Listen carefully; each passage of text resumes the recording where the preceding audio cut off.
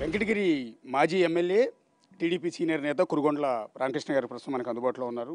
ఎన్నికల సీజన్ మొదలైపోయిందండి. మీ కాన్స్టిట్యూన్సీలో ఎన్నికల ప్రచారం ఎలా సాగుతోంది?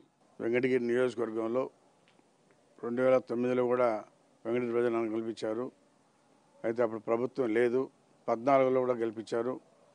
14లో గెలిపించిన తర్వాత ప్రభుత్వం ఉంది.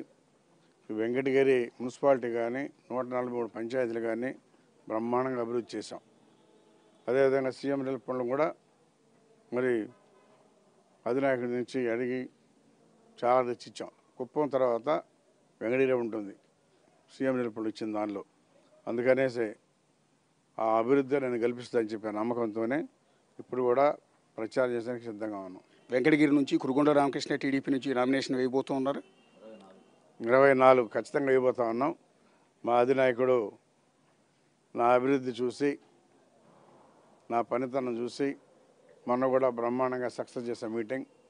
మా అధినాయకుడు ఏమి చెప్తే అది చేస్తాం. మా నమ్మకం, మా అధినాయకుడు మాకు టికెట్ ఇస్తాడని నమ్మకం ఉంది. ఖచ్చితంగా గెలుస్తాం.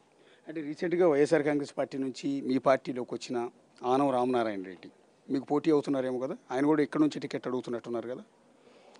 అవి అంతా కూడా అధినాయకుడు చూసుకుంటారు. అది మేము మాట్లాడకూడదు. ఆయన ఎక్కడ ఇస్తే అక్కడ పోటీ చేయడానికి సిద్ధంగా ఉన్నాం. మీరైతే కన్ఫామ్గా ఇక్కడ నుంచే పోటీ చేస్తున్నారు? ఖచ్చితంగా ఖచ్చితంగా.